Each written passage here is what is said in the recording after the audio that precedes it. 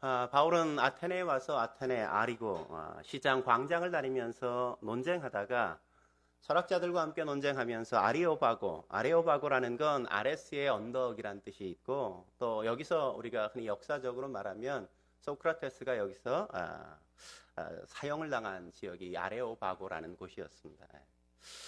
그것으로 그가 함께 가서 그곳에서 사람들과 함께 복음을 전하면서 함께 나누고 있는 장면을 우리가 함께 볼 수 있죠.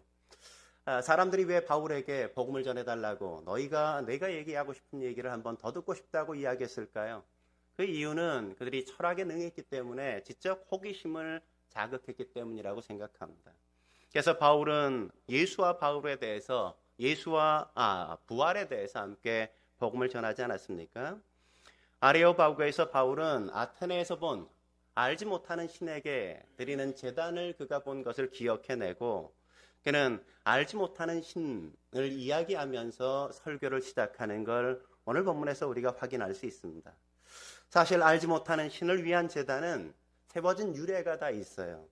주전 6세기에 전염병으로부터 아테네를 지켜낸 에피메니테스라는 사람이 아테네를 구해준 신들에 대한 감사하는 마음이 들어서 아테네에 있는 모든 신상들에게 제사를 드렸단 말이죠. 그리고 혹시 자신이 몰라서 그 신이 우리를 도와줬는데 혹시 내가 몰라서 그분에게 감사를 표현하지 못했다면 이것이 큰 누가 될까 봐 그가 제단을 만들고 그 밑에 알지 못하는 신에게, 그렇게 해서 그 위에다가 검은 양 한 마리와 흰 양 한 마리를 드렸던 그 제단이 이 아테네에 함께 있었던 겁니다. 그로부터 600년이 지나서 바울이 복음을 전하기 위해서 간 아테네에는 여전히 그 가운데 알지 못하는 신에게 끊임없이 600년 동안 제물을 드리면서 예배를 드렸던 그 흔적들이 여전히 남아 있었던 거죠. 그러므로 알지 못하는 신과 그 제단은 사람들이 만든 하나의 우상에 지나지 않는 겁니다. 사실 당시 아테네에는 이런 신들이 무려 3만 개 이상이 있었단 말이죠. 인구 5천의 도시에 무려 3만 개 이상의 우상과 그들에게 드리는 제단이 있었다는 걸 여러분 상상해 보십시오. 그 모든 신들이 이렇게 인간에 의해서 만들어진 우상에 지나지 않았다는 것 아니겠습니까? 그런 신들의 도시에 바울은 격이 다른, 차원이 다른 하나님에 대해서 그들 앞에서 이야기하고 복음을 전하고 있는 겁니다. 그래서 24절에 뭐라고 이야기하고 있어요? 그는 하나님에 대해서 이렇게 소개하는 걸 우리가 만나죠. 24절 같이 읽겠습니다. 시작. 우주와 그 가운데 있는 만물을 지으신 하나님께서는 천지의 주제시니 손으로 지으신 전에 계시지 아니하시고, 하나님은 아테네 신들처럼 인간에 의해 만들어진 신이 아니란 말이죠. 하나님은 이 우주 만물을 창조하실 뿐만 아니라 하나님은 이 우주 만물을 창조하실 뿐만 아니라 인간까지도 다 창조하신 분이라고 이야기하는 것 아니겠습니까? 그렇다면 거기 다른 하나님, 어떤 하나님일까요? 첫째로 하나님은 세상에 어디에나 계신 분이란 말이죠. 하나님은 세상에 어디에나 계신 분이시라는 겁니다. 그것을 다른 말로 하면 하나님의 편재성이다, 이렇게 얘기해요. 하나님의 편재성. 24절 하반절, 우리 24절 다시 한번 읽어보도록 하죠. 24절 시작. 우주와 그 가운데 있는 만물을 지으신 하나님께서는 천지의 주제시니 손으로 지은 전에 계시지 아니하시고, 천지의 주제이신 하나님이 어디에 계신다고 이야기하고 있어요? 손으로 지은 전에 계시지 않는다, 이렇게 얘기하죠. 손으로 지은 전에 계시지 않는다. 바울이 왜 하나님을 소개하면서 왜 손으로 지은 전에 계시지 않는다고 이야기할까요?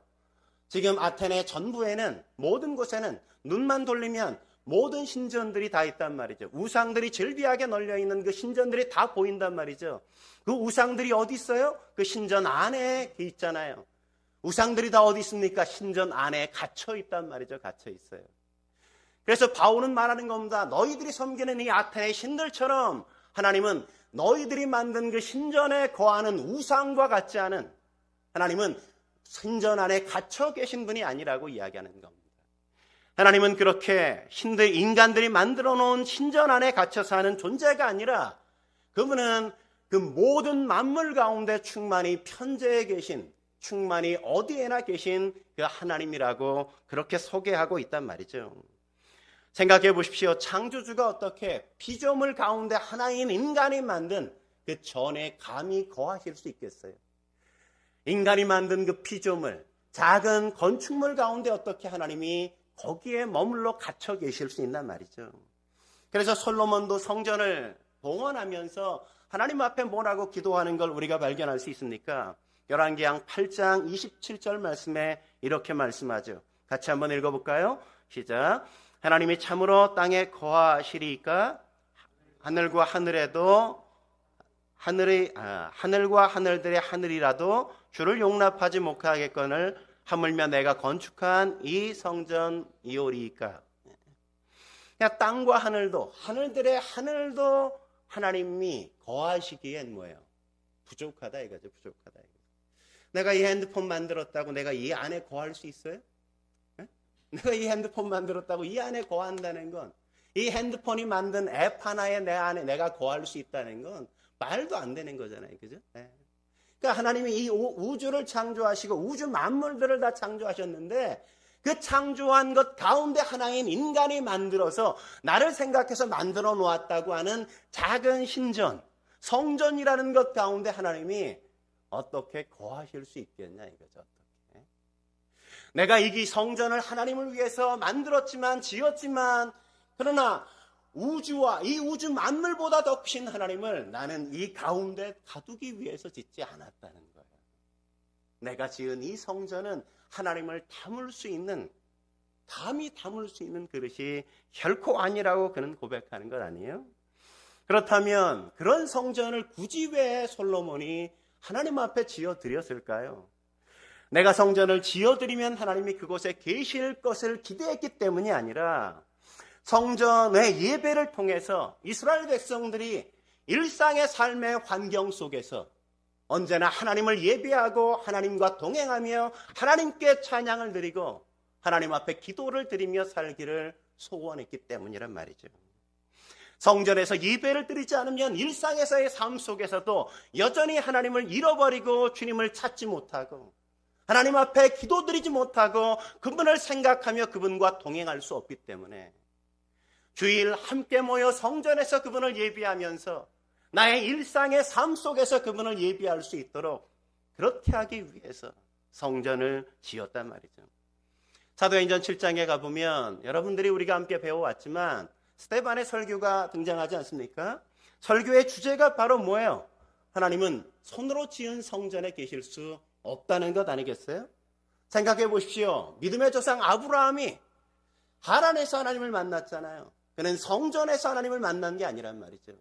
그는 하란 땅에서 광야에서 영광의 하나님이 그를 찾아오셔서 그를 만나지 않았습니까? 모세를 보십시오. 모세가 미디안 광야에 있을 때 주님이 그를 찾아오셨잖아요. 그는 결코 성전에서 하나님을 만난 게 아니란 말이죠. 요셉을 보십시오. 요셉이 하나님을 만난 자리가 어딥니까? 그는 애굽에서 이방 땅에서 하나님이 그를 찾아와서 그의 인생을 인도하시고 함께 하신 걸 경험했잖아요. 모세도 미디안 광야에서 가시떨기 가운데서 아무것도 없는 허 벌판에서 하나님께서 그를 찾아오셔서 그를 만났단 말이죠. 스데반이 이렇게 설교하자 유대인들이 신성 모독이다 이렇게 해서 죄명으로 스데반을 돌로 쳐 죽이지 않았습니까? 왜요? 성녀를 모독하는 건 하나님을 모독하는 것이기 때문에 그렇단 말이죠. 유대인들에겐 성전과 하나님은 동일한 거였어요. 동일한 거. 그래서 성전을 모독하는 건 하나님을 모독하는 것이기 때문에 돌로 쳐 죽이려고 했던 거란 말이죠. 그래서 유대인들도 이방인들처럼 하나님을 이방의 우상들처럼 성전 안에 가둬놓고 우리가 그분을 예배하면 그곳에서 그분을 만나고 그분을 우리가 섬기면 된다고 그들은 단순하게 그렇게 생각했다는 겁니다.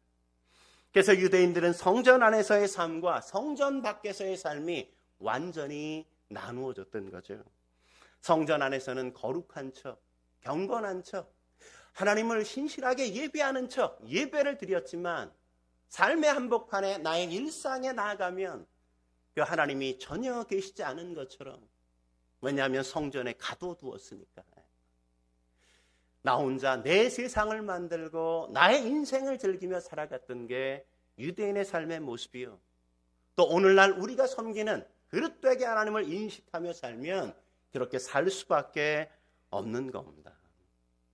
우린 하나님이 세상 어디에나 계신 분이라는 걸 야곱의 삶에서도 확인할 수 있죠. 야곱이 형 에서에게 어떻게 해요? 장자권을 뺐잖아요. 그죠? 장자권은 2배의 축복을 받는 놀라운 축복권이 그 안에 있었단 말이죠. 그냥 장자권을 파죽한 것으로 빼앗았어요. 뺏고 나니까 어떻게 해요? 형이 잡아 죽이려고 그러잖아요. 그래서 삼촌 라반의 집으로 도망친단 말이죠. 도망치면서 어디를 가냐면 루스라는 지역을 지나가면서 그가 밤이 되자 루스라는 지역의 광야에서 그가 돌베개를 베개 삼아서 그는 그냥 거기서 잠을 청하죠. 그래서 잠을 자면서 뭐예요? 그가 하나님을 만난단 말이죠. 창세기 28장 16절부터 우리 19절까지의 말씀 같이 한번 볼까요? 창세기 28장 16절부터 같이 읽겠습니다. 시작. 야곱이 잠이 깨어 이르되 여호와여 과연 여기 계시거늘 내가 알지 못하였도다. 이에 두려워하여 이르되 두렵도다. 이곳이요 이것은 다른 아닌 비어 하늘의 문이로다 하고 야곱이 하나님 아침에 일찍 일어나 베개로 삼았던 돌을 가져다가 기둥으로 세우고 그 위에 기름을 붓고 그곳에 이름을 베델이라 하였더라. 이 성의 옛 이름은 루스더라. 그러니까 루스 지역의 광야에서 잘 데가 없어서 그냥 돌 하나 벽에 비고 자고 있는데 그곳에서 누가 찾아봤어요? 하나님이 그곳에 찾아봤다. 성전에서 하나님을 만난 게 아니라 어디서? 광야 한복판에서 홀로 잠을 청할 때 그곳에 주님이 찾아오셔서 그곳의 이름을 뭐라고 불렀어요? 하나님의 집이라고. 하늘의 문이 여기에 열렸다고. 그는 그렇게 고백하면서 그곳의 이름을 루스에서 베델이라고 이름을 바꾼단 말이죠. 바꿔요. 하나님의 집, 하나님의 문은 그냥 성전 이곳에 있는 것이 아니라 우리의 삶의 일상의 현장에 있다는 사실을 우리가 결코 놓치지 말아야 한단 말이죠. 마태복음 20장에 보면 예수님께서 포도원 품꾼의 비유를 하는 걸 우리가 만날 수 있죠. 그 비유를 시작하면서 예수님께서 1절에 이렇게 시작하는 걸 우리가 만납니다. 같이 한번 1절 읽어볼까요? 시작.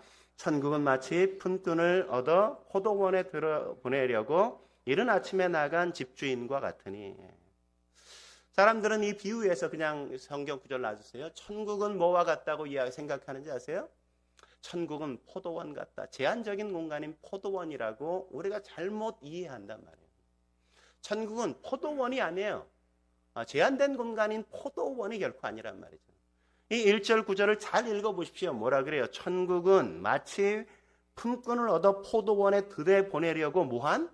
이른 아침에 나간 집주인과 같다고. 그러니까 천국은 뭐와 같은 거예요? 이른 아침에 나간 집주인과 같다고요. 이른 아침에 나간 집주인이 누구예요? 하나님이라고요. 하나님. 그러니까 천국은 뭐라고요? 포도원이라는 제한적인 공간이 아니라 천국은 어떤 곳이라고요?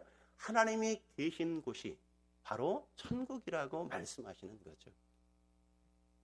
천국은 그냥 특정한 곳이 아니란 말이에요.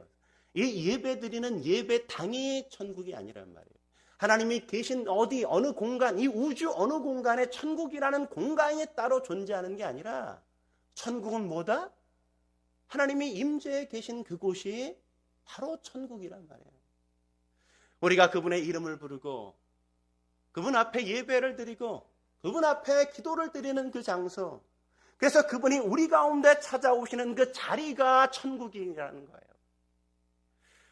이방 우상들처럼 신전들처럼 우상들이 신전에 갇혀서 그 안에 머물러 그곳에 가서 예배를 드리고 치성을 드려서 예배해야 돼. 그곳에 머물러 있는 게, 우상들은 그렇지만 하나님은 우리의 일상의 어느 곳이나 우리가 그분의 이름을 부를 때 그곳에 임재하실 수 있는 분이라는 사실을 믿으시기 바랍니다.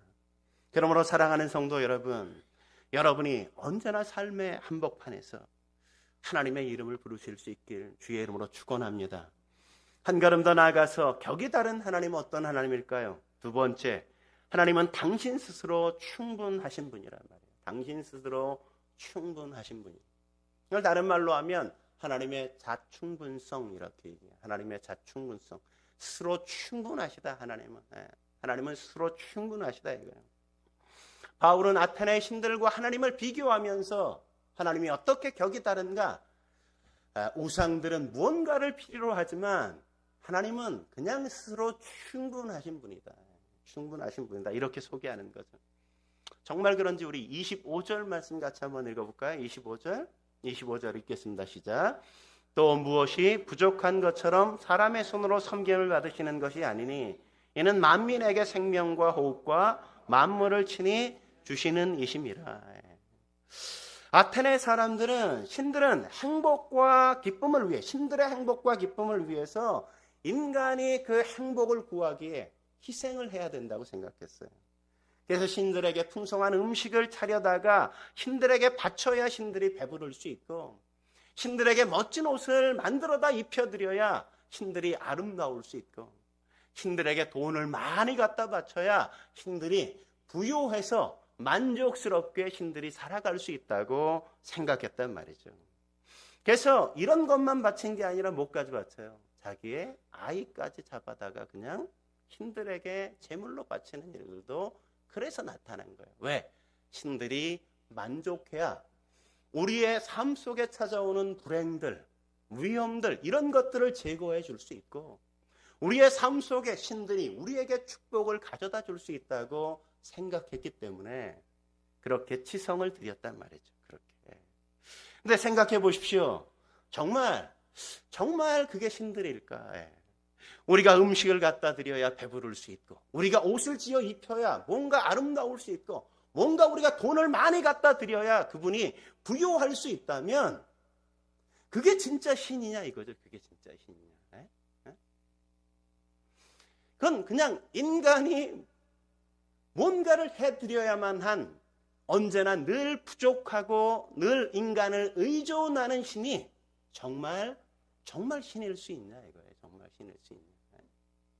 그런 신은 더 이상 신이 아니란 말이죠. 더 이상 신이 아니에요. 근데 아테네 신들은 뭐예요? 무엇이 부족한 것처럼 사람의 손으로 섬김을 받는단 말이죠. 섬김을 받아. 우상들이 다 그런 거잖아요. 신들이 다 그런 거란 말이죠.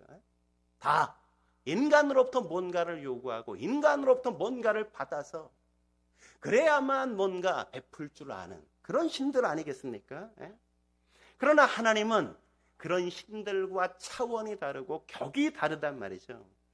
하나님은 자신의 부족함을 위해서 인간의 섬김을 필요로 하는 게 결단코 아니라는 겁니다.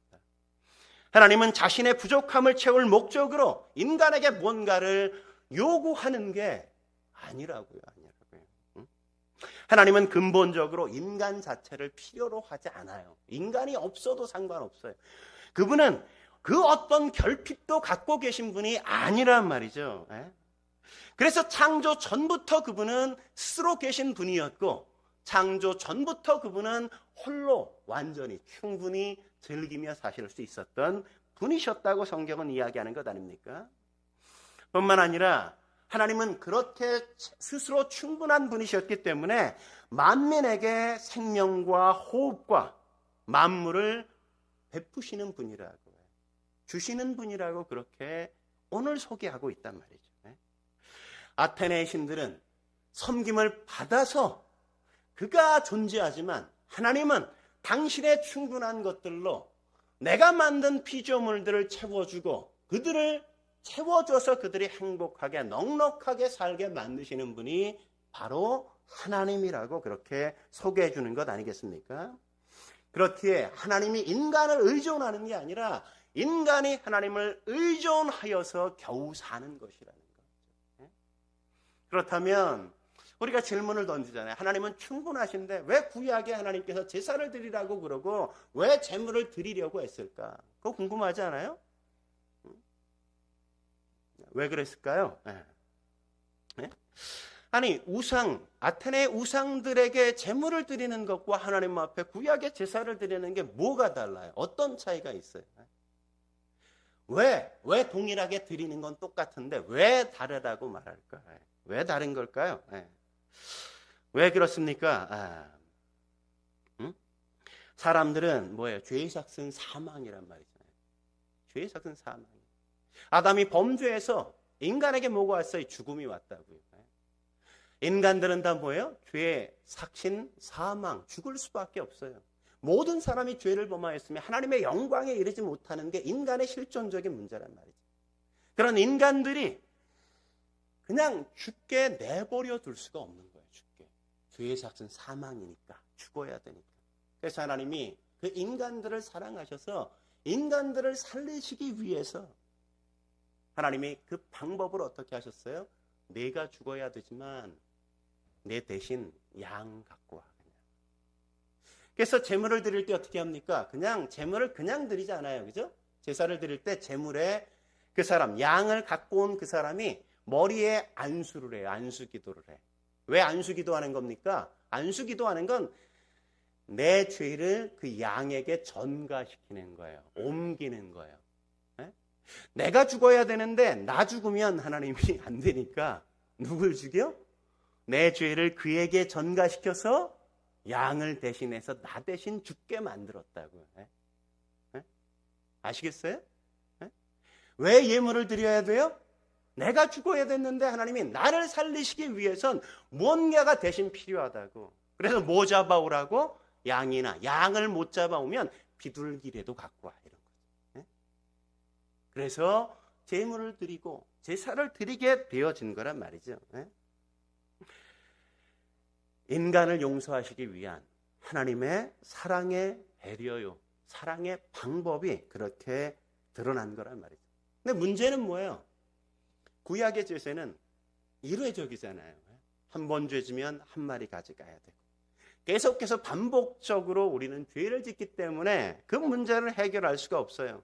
그래서 신약에 와서 하나님이 영원한 제사, 영원한 제물이신 예수님을 이 땅에 보내시고 그 예수님을 십자가에 못 박으심으로 영원한 제사를, 영원한 제물을 드리심으로 누구든지 예수님을 구세주와 주님으로 믿기만 하면 인간의 모든 죄를 사하시겠다고 약속하신 거란 말이에요.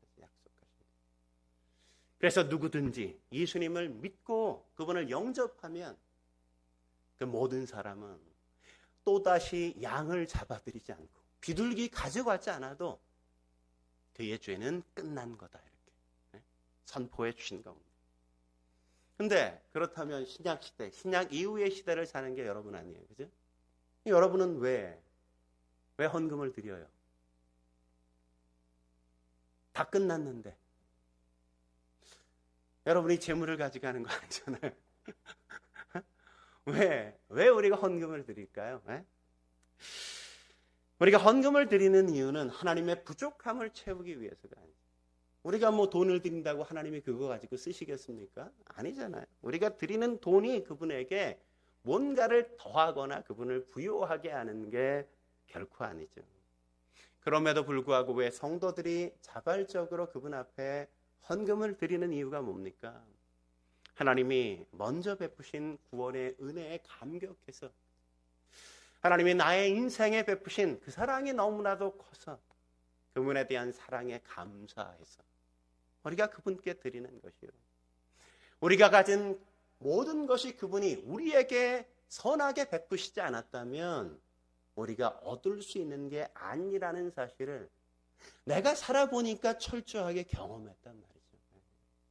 내 힘, 내 능력으로 얻은 것 같지만 내 힘, 내 능력 뒤엔 하나님의 더 크신 배려와 사랑이 있었다는 걸 알기에 우리가 기꺼이 하나님의 것입니다. 하나님이 주셨습니다. 이 모든 것들은 하나님로부터 온 것입니다. 라고 고백드리면서 그분 앞에 우리의 재물을 그분 앞에 갖다 드리는 것 아닙니까? 그리고 그것을 통해서 하나님의 교회가 든든히 서가고 이 교회를 통해 또 다른 누군가에게 복음이 함께 나눠질 수 있기를 기대하는 마음에 우리가 함께 하나님 앞에 그 감격으로 드리는 것이란 말이죠. 창세기 17장에 보면 하나님께서 아브라함에게 그렇게 말씀하시는 이야기를 우리가 볼 수 있습니다. 1절 말씀 99세 때 아브라함에 99세 때 이런 말씀을 하나님께서 아브라함에게 주시죠. 같이 한번 읽어볼까요? 읽겠습니다. 시작. 나는 전능한 하나님이라 너는 내 앞에 행하여 완전하라. 여러분, 하나님 앞에 행해서 완전할 수 있는 사람이 있어요? 응? 하나님 앞에 완전하게 살 수 있어요? 네? 누가 완전할 수 있어요? 아브라함이 99세. 그 연약한 아브라함 아닙니까? 아브라함이 뭐 했어요? 아버지 데라와 함께 우상 만들었잖아요, 예전에. 그런 인간이, 우상 숭배자가 하나님 앞에 어떻게 완전할 수 있어요? 근데 하나님이 여기서 뭐라 그래요? 완전하라 이러신다고요. 완전하라. 인간은 하나님 앞에 완전할 수 없어요. 근데 하나님께서 여기서 말씀하시는 게 뭐예요? 너는 내 앞에서 완전하라. 내 앞이라는 건 뭐예요? 제 앞은 뭐예요? 이거잖아요. 그죠? 제 앞은. 그죠? 하나님이 뒤에서 백그라운드가 되어 주실 때 너는 비로소 완전할 수 있다. 이거죠. 네가 스스로 완전한 인간이 되는 게 아니라는 거죠. 너 홀로 살아서 완전할 수 있지 않다는 거죠. 네가 언제나 내 앞에 서서 나를 백그라운드 삼아서 너가 살아갈 때 너는 비로소 완전한 인생을 살아갈 수 있다고 하나님께서 그에게 말씀하신단 말이죠. 그래서 하나님에 대해서 뭐라고 얘기합니까? 하나님이 당신을 뭐라고 소개해요? 나는 완전한 하나님이라고 해요. 전능한 하나님이라고 이렇게 소개하죠. 그래서 전능하다는 말은 다른 말로 바꾸면 충분하신 이런 거예요. 충분하신. 전능하다는 건 뭐예요? 모든 걸 다 할 수 있다 이거예요. 그죠? 모든 걸 다 할 수 있으려면 어떻게 해야 돼요? 내가 충분해야 돼요. 그죠? 내가 100만 원밖에 없는데 1000만 원짜리 차 살 수 없잖아요. 그렇잖아요? 난 1000만 원짜리 차를 살 만큼 충분히 안 갖고 있어. 근데 내가 뭐 한 100억 갖고 있어. 그러면 병화 형제 그래 한 뭐 1억짜리 차 하나 사. 포르쉐 하나 뽑지 뭐. 뭐 이렇게 해줄 수 있단 말이에요. 충분해. 다 해줄 수 있어. 하나님은 어떤 분이라고요? 당신을 소개할 때 나는 충분히 갖고 있는 존재야. 뭔가 내게 필요한 건 아무것도 없어. 나는 너가 내 앞에서 있어서 내가 너를 충분히 백그라운드가 되어주고 너의 인생을 이렇게 지탱해주고 너의 인생을 밀어줄 수 있는 만큼 충분한 존재야. 얼만큼? 무에서 유를 창조하신 하나님인 것처럼 이 우주 만물의 모든 것들을 다 지으실 만큼 그리고 이 우주 만물을 다 지탱하고 역사를 움직여가고 주관할 만큼 그분은 충분한 존재라고 하나님이 그렇게 당신을 소개하고 있는 거란 말이죠. 그분은 부족하지 않아요. 그분이 우리의 백그라운드가 되어실 때 우리는 완전할 수 있어요.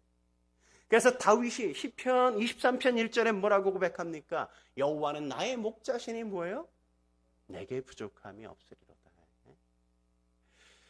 그분을 목자로 삼을 때 그분 앞에 함께 머물러 그분을 백그라운드로 삼며 살아갈 때 그는 얼마나 많은 고통의 길이 있었습니까? 도망자로 늘 얼마나 많이 광야를 헤매고 다녀야만 됐어요. 사울이 그의 목숨을 찾아서 그를 얼마나 많이 잡아 죽이려고 했어요. 근데 뭐라고요? 내가 도망 다녀도 여호와가 나의 목자시라 나는 부족하지 않아. 부족함이 없는 건 거기서 시작되는 거라고. 거기서. 하나님이 신명기 10장 12절 13절에 이런 말씀을 주시는 걸 우리는 잊지 말아야 돼요. 신명기 10장 12절 13절 말씀 같이 한번 볼까요? 12절 13절 같이 읽어보겠습니다. 시작. 이스라엘아 내 하나님 여호와께서 내게 요구하시는 것이 무엇이냐? 곧 내 하나님 여호와를 경외하며 그의 모든 도를 행하고 그를 사랑하며 마음을 다하고 뜻을 다하여 내 하나님 여호와를 섬기고 13절 시작. 내가 오늘 내 행복을 위하여 내게 명하는 여호와의 명령과 규례를 지킬 것이 아니냐. 그 구절 띄워놓으세요. 그냥 띄워놓으세요. 왜 우리에게 명령하시고 왜 우리에게 규례를 주신다고요? 그 이유가 뭐 때문에? 나를 섬기는 게 나 좋자고 그러라 그러는 게 아니라고. 누구를 위해서? 네가 행복하려면 진짜 행복은 어디 있다? 그 속에 있다 이거죠. 내 말씀대로, 내 규례대로 살 때 내가 비로소 진정한 행복을 맛보고 진정한 만족을 맛볼 수 있다고 말씀하시는 거죠. 하나님의 요구는 하나님의 부족함을 채우기 위한 게 아니라 인간의 행복을 위한 거란 말이죠. 인간이 행복해질 수 있는 유일한 길은 예수님을 구세주와 주님으로 영접하고 그분이 주신 말씀대로 순종하여 살아갈 때 비로소 그 순종이 이루어지는 그 현장에서 행복은 비로소 맛보게 되어지는 거라고. 왜 우리가 행복하지 않아요?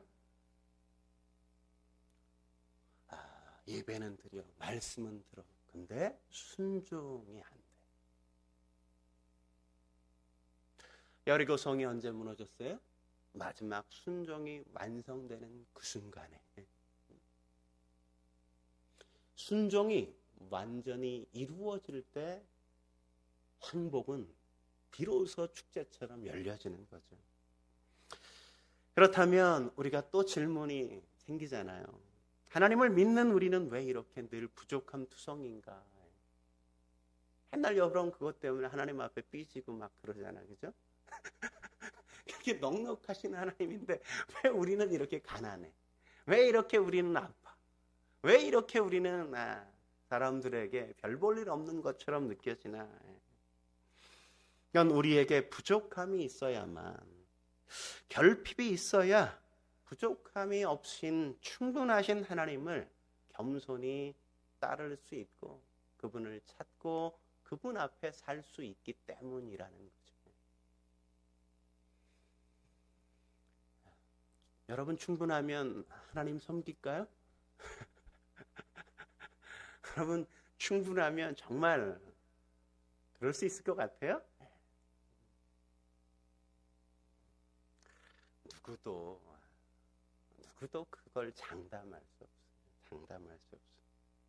우리는 조금만 더 주시면 정말 하나님 잘 섬길 수 있을 것 같은데 지금도 못하면 그때는 더 할 수 없는 거예요. 지금도 못하면. 왜요? 그래서 하나님께서 우리에게 부족함을, 결핍을, 여전히 고통을 왜? 그래야만 하나님 좀 도와주세요. 충분하신 하나님 앞에 나와서 그분을 찾고 그분을 예배하고 그분 앞에 구하고 그분과 비로소 교통하는 삶을 살아갈 수 있으니까 하나님께서 그러신단 말이죠. 우리의 인생의 부족함이 문제가 결코 아니란 말이죠.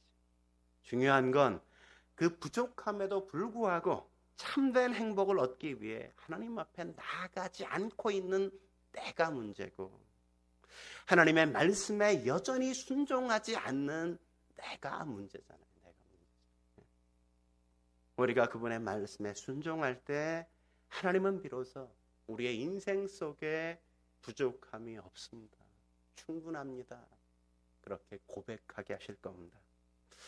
마지막으로 격이 다른 하나님 어떤 하나님일까요? 세 번째, 하나님은 우리들과 가까이 계신 분이라고요. 가까이 계신 분. 이걸 하나님의 내재성 이렇게 얘기해요. 하나님의 내재성이라고 얘기해요. 하나님은 아테네 수많은 신들과 어떻게 격이 다른가? 마지막 세 번째, 하나님은 멀리 계시지 않고 가까이 계시다 이거죠. 27절 말씀이 그렇게 얘기하지 않습니까? 27절 같이 읽어보도록 하죠. 시작. 이는 사람으로 혹 하나님을 더듬어 찾아 발견하게 하려 하심이로되 그는 우리 각 사람에게서 멀리 계시지 아니하시도다. 아테네 사람들은 그 신들은 멀리 계시다고 생각했어요. 멀리 있으니까 어때요? 초월에 계신 거죠. 그죠? 초월에 계시니까 어때요? 신비로워요. 그래서 뭔가 인간이 더듬어 찾아가야 돼. 신들을 찾아가는 게 쉽지가 않아. 찾는다고 찾을 수 있다는 보장도 있지 않아. 그런데 그 신들을 찾아가야 되는 거예요. 우리 어머니도 어렸을 때, 제 어렸을 때 늘 장독대에 정한수 떠서 이렇게 올려놓고 늘 이러시는 거 제가 많이 봤어요. 어렸을 때. 누구예요? 그러면 몰라. 누구예요? 몰라. 모르는데 그냥 이렇게 하면 뭔가 오겠지. 그냥 막연한 기대. 확실하지도 않는데 불확실성 속에서 그냥 그래도 뭔가 치성을 드리면 내게 뭔가 가져다 주지 않을까. 그래서 이 대보름, 엊그제가 대보름 아니었습니까? 그죠? 시루떡을 딱 하면 시루떡을 접시에 다 담아가지고 부엌에 하나 갖다 놓고 저 불 때는 아궁이 쪽에 하나 갖다 놓고 저 뒷란에 하나 갖다 놓고 어디다도 갖다 놓는지 아세요? 변소에도 갖다 놨어. 화장실이라 그러지도 않았어. 우린 변소라 그랬지. 그죠? 변소에도 딱 갖다가 한 10분, 20분 지나서 엄마가 가져와. 그러다가 우리가 나눠 먹었죠. 나눠 먹었어요.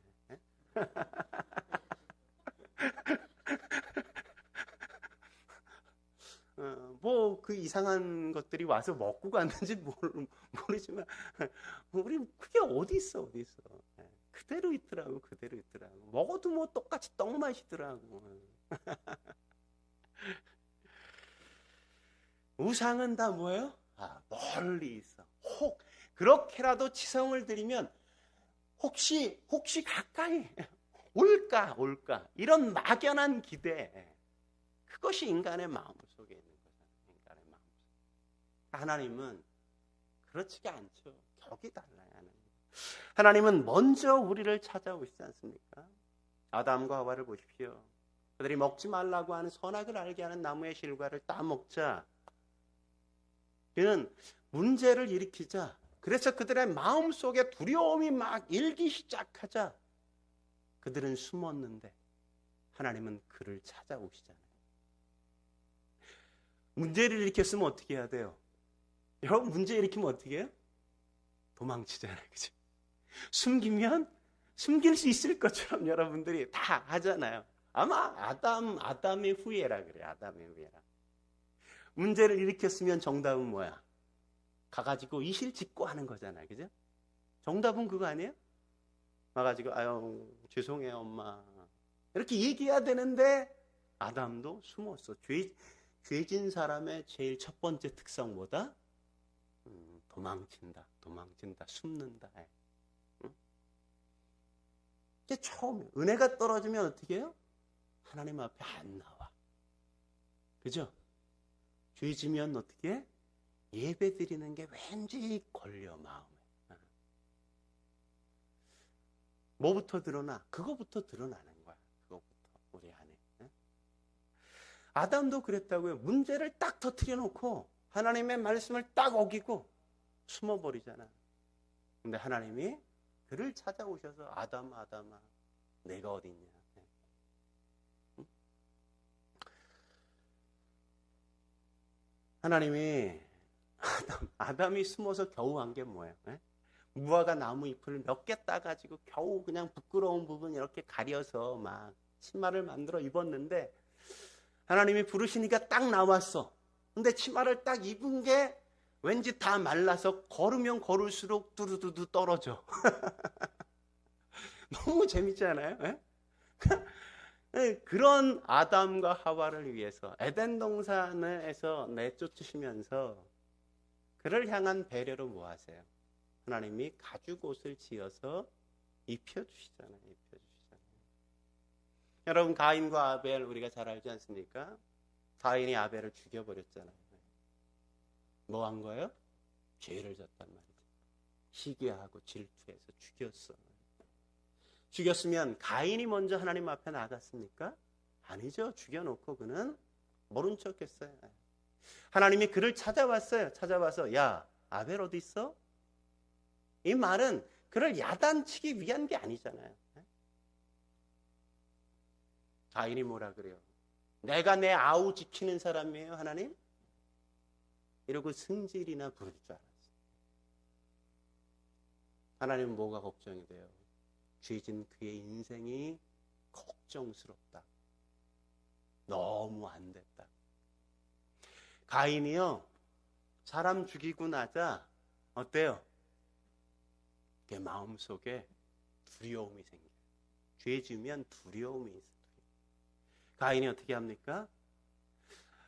떠나게 만드니까 내가 떠나면 사람들이 나를 이렇게 죽이면 어떻게 해요, 하나님? 내가 죽이고 그는 뭐에 대한 두려움에 사로잡혀 살아요? 죽을 것에 대한 두려움. 죽인 건 자기면서 죽여놓고 내가 죽을 것에 대한 두려움에 붙들려 산다. 하나님이 어떻게 하세요?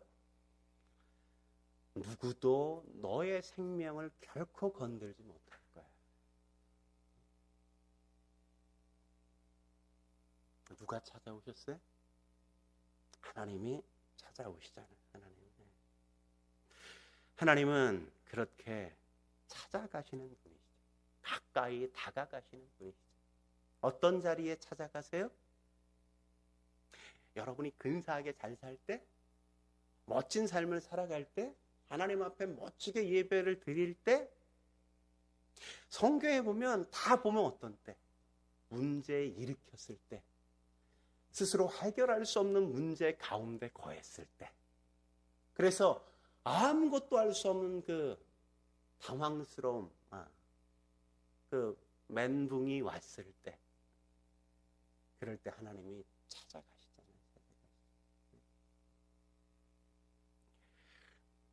하나님은 그런 분이시라고. 찾아오시는 분. 하나님이 그렇게 찾아오실 뿐만 아니라 어떻게 하셨습니까? 하나님이 말씀을 주시잖아요. 이스라엘 백성들에게 모세 오경, 선지서 이런 것들을 다 주시면서 그들이 더 구체적으로 하나님이 어떤 분이신지를 알게 하시고, 그리고 하나님과 바른 교통하는 관계 속에 살기를 원하시는 것 아니겠어요? 그것 가지고도 안 되니까 하나님이 뭐까지 하세요? 그 아들이 하늘 보좌를 버리고 이 땅에 찾아오셔서 우리를 위하여 십자가에 못 박혀 죽으시기까지 하시는 거잖아요. 우리 스스로 하나님 앞에 나아갈 수 없으니까. 하나님을 찾을 의지도 그분 앞에 나아갈 만한 능력도 없다는 거 아시니까 하나님이 하늘 보좌 버리시고 이 땅에 오셔서 인간과 같이 인생을 사시고 인간의 고통과 아픔을 다 경험하시고 그 인류의 모든 죄의 짐을 다 짊어지시고 십자가에서 돌아가시는 거 아니겠어요? 여러분, 하나님이 그렇게 우리에게 오셨다면 인간을 위해서 이 땅에 오셨다면 어찌 우리의 삶의 한복판에 가까이 찾아오시지 않겠습니까? 오늘 바울이 설교하기를 28절에 뭐라고 설교합니까? 우리가 그를 힘입어 살며 기동하며 존재하느니라. 예수님을 힘입어 우리가 살아요. 예수님을 힘입어 우리가 움직여요. 우리의 존재 자체가 그분 때문이라는 거란 말이죠. 그러므로 사랑하는 성도 여러분, 여러분의 삶의 자리, 그 속에서 주의 이름을 부르십시오. 그분을 예배하십시오. 그리고 그분 앞에 여러분의 삶을 드려보세요. 여러분이 찾기 전 이미 그분은 여러분을 찾아오신단 말이에요. 내 마음이 닫혀 있어서, 내 마음이 완악하고 강팍해서 내가 하나님에 대해서 문을 닫고 시위해서 그분의 음성이, 그분의 이야기가 내게 들리지 않는 것이지, 그분이 여러분에게 삐져 있거나 여러분에게 기분 나빠서 멀리 계시기에 그분을 우리가 못 만나는 게 결코 아닌 겁니다. 그러므로 격이 다른 그 하나님, 우상과 전혀 다른 그 하나님, 그 하나님을 예배하는 저와 여러분이 되시길 주의 이름으로 축원합니다. 함께 기도하시겠습니다. 거룩하신 하나님 아버지, 오늘 하나님이 어떤 분이신지 우리가 바울의 아덴의 이방의 신들을 섬겼던 사람들 앞에서 차원이 다른 격이 다른 그 하나님을 소개하는 그 장면을 묵상하며 하나님의 하나님 되심을 함께 보게 하시니 감사합니다. 그렇습니다. 하나님은 어디에나 계십니다. 우리가 어디에 있거나 그것이 바로 하나님 앞이라는 사실을 우리가 결코 잊지 않게 하여 주옵소서. 하나님은 충분하신 분입니다. 우리를 돕기 위해, 우리의 아픔과 우리의 연약함들을 채우기 위해 언제나 충분하신 분이십니다. 하나님은 그 충분함을 가지고 우리에게 찾아오시는 분이십니다. 주여, 우리가 그 주님을 바르게 바라보게 하시고 그분을 바르게 예비할 수 있게 주여 도와주사 우리가 하나님을 마음껏 즐거워함으로 우리의 인생의 진정한 행복을 함께 경험하며 주 앞에 살아갈 수 있게 주여 도와주옵소서. 함께 하실 주님을 찬양하며 예수님의 이름으로 기도드립니다. 아멘.